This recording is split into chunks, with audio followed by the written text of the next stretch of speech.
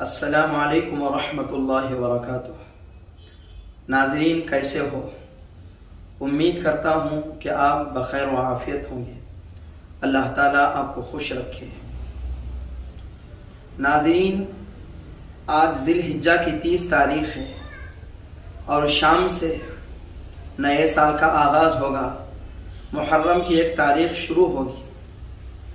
तो इस बुनियाद पर नए साल पर क्या करना चाहिए, इसकी दुआ क्या है, सहाबा का अमल क्या था और रसूलुल्लाह सल्लल्लाहु अलैहि वसल्लम ने मुहर्रम के ताल्लुक़ से हम लोगों को क्या हिदायतें की हैं, उन चीज़ों को मुख्तसर वक्त में आप हजरात के सामने रखना चाहता हूँ। जब नया साल आता तो रसूलुल्लाह सल्लल्लाहु अलैहि वसल्लम के सहाबा ये एक दूसरे को ये दुआ सिखलाते और बतलाते हैं। अल्लाहुम्मा अहिल्लहु अलैना बिल अम्नि वल ईमान वस्सलामति वल इस्लाम व रिज़वानिम मिनर रहमान व जिवारिम मिनश शैतान। इसका मतलब और तर्जमा क्या है? ऐ अल्लाह, इस साल को हम पर अमन और ईमान, सलामती और इस्लाम के साथ रहमान की खुशनुदी और शैतान से दूरी और शैतान से हिफाजत के साथ हम पर लाइए। बेहतरीन दुआ है, खैर व बरकत वाली दुआ है, शैतान से हिफाजत वाली दुआ है, अल्लाह से क़ुर्ब करने वाली दुआ है। तो हम लोगों को चाहिए कि हम भी इस दुआ का एहतिमाम करें और लोगों के दरमियान इसकी तालीम और तरगीब दें।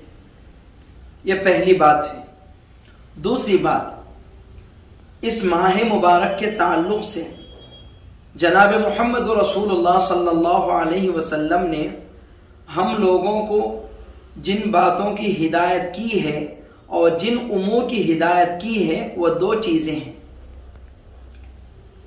पहली चीज़, रसूलुल्लाह सल्लल्लाहु अलैहि वसल्लम ने आशुरा के दिन यानी इस महीने की 10वीं तारीख यानी मुहर्रम की 10 तारीख के दिन 10वीं तारीख के दिन रसूलुल्लाह सल्लल्लाहु अलैहि वसल्लम ने हम लोगों को रोज़ा रखने का हुक्म फरमाया है।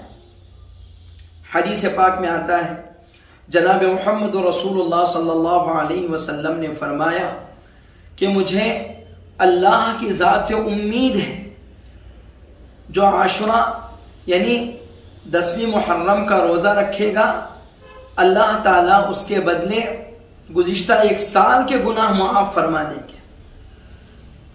यह मुस्लिम की रिवायत है। अब देखें, हुज़ूर पाक सल्लल्लाहु अलैहि वसल्लम की ज़िंदगी के आखिरी लम्हात थे। आशुरा का दिन आया, अल्लाह के रसूल ने रोज़ा रखा।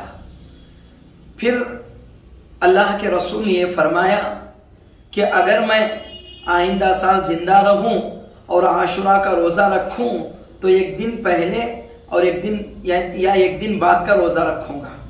इसलिए कि आशुरा के दिन हम भी रोज़ा रखते हैं और यहूदी भी रोज़ा रखते हैं और हमारे दोनों के दरमियान एक हल्की सी मुशाबहत हो गई। हुज़ूर पाक सल्लल्लाहु अलैहि वसल्लम ने अभी यह हुक्म तो फरमाया था, इस बात का इजहार ख्याल और तमन्ना फरमाई थी, लेकिन अभी आइंदा साल आया नहीं, आपका विसाल हो गया, आप इंतकाल कर गए।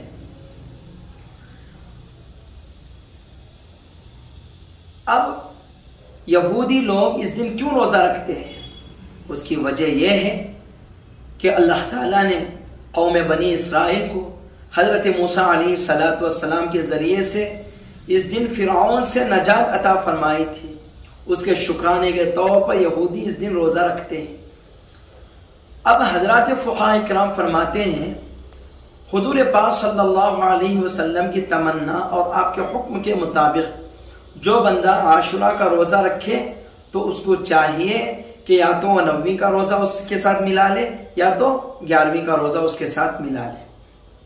बड़ी फजीलत वाला रोज़ा है।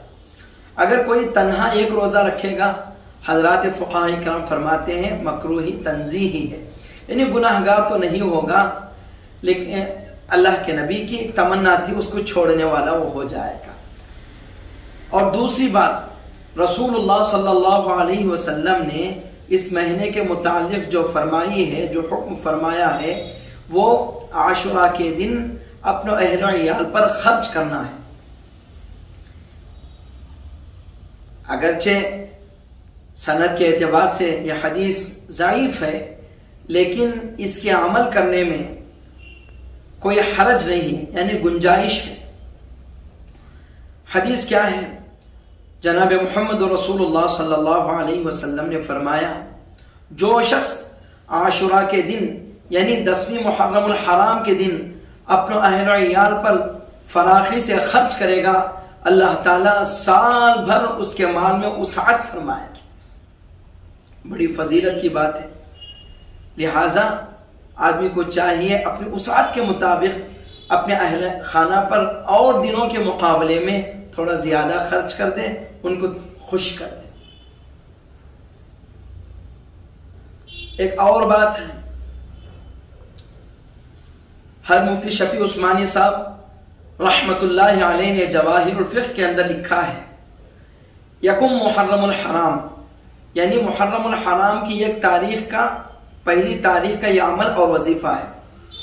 हज़रत मुफ्ती साहब फरमाते हैं, जो शख्स मुहर्रमुल हराम की पहली तारीख को 113 मरतबा पूरी बिस्मिल्लाहिर्रहमानिर्रहीम लिखकर अपने पास रखेगा, अल्लाह ताला साल भर उसे मसाइब से और परेशानियों से दूर रखेगी। यह भी एक मुजर्रब अमल है, इस पर अमल करना कोई ज़रूरी नहीं है, ना सुन्नत है ना फ़र्ज है, बल्कि ये बुजुर्गान दीन का एक वजीफ़ा है और एक मुजर्रब अमल है। इसके करने की शरीयत के अंदर गुंजाइश है और बिस्मिल्लाह की फजीलतें तो हदीस के अंदर बेशुमार पड़ी हैं। तीसरी एक और बात है, वो ये है कि नए साल की मुबारकबादी देना कैसा है। नए साल की मुबारकबादी देने के मुतालिक शरीयत के अंदर कोई सबूत मौजूद नहीं है, ना कोई दलील मौजूद है। हाँ, इबादत समझे बगैर, जरूरी समझे बगैर अगर कोई ईद के नए साल की मुबारकबादी दे देता है या ईदैन की मुबारकबादी उसके वक्त में वो दे देता है और खैर और बरकत की दुआ दे देता है, इसमें कोई हरज नहीं है। इस माह मुबारक के मुतालिक एक ख़ास पैगाम ये भी है कि ज़िंदगी के अंदर नए साल आते रहते हैं और वक्त ख़त्म होता रहता है, महीने की शक्ल में, हफ्ते की शक्ल में, दिनों की शक्ल में, लेकिन ये हमारे जो औकात हैं ये खुशियाँ मनाने के और इसको बढ़ोतरी देने के नहीं हैं, बल्कि ये एक मुहासबे का वक्त है। आदमी मुहासबा करे कि ज़िंदगी के औकात, मेरी ज़िंदगी का एक साल चला गया, अगर इसके अंदर खूब इबादतें की हैं तो अल्लाह का शुक्र बजा लाए, उसकी कबूलियत ले दुआ करे। अगर इसमें इबादतें नहीं की हैं, नाफरमानियाँ की हैं, तो ताइब हो जाए, अल्लाह के हुजूर मुआफ़ी मांगे और आइंदा साल के लिए आज़्म करें कि मैं यकसू होकर अल्लाह की इबादत करूँगा, अल्लाह के अहकामात पर चलूँगा, रसूलुल्लाह सल्लल्लाहु अलैहि वसल्लम की इताअत करूँगा। तो नाज़रीन, ये इस माह मुबारक के मुतालिक चंद बातें थी जो आप हजरात के सामने मैंने रखी हैं। उम्मीद करता हूँ कि इन बातों से आपको फ़ायदा हुआ होगा। आपसे गुजारिश है कि इन पैगामात को आप सारी उम्मत तक पहुँचाने की ज़हमत बर्दाश्त करें। जज़ाकल्लाहु खैरा।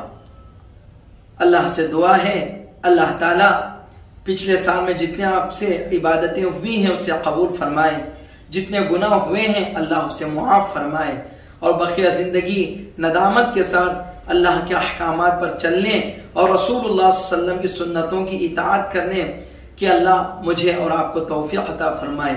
व आखिर दावाना अनिल हम्दुलिल्लाहि रब्बिल आलमीन।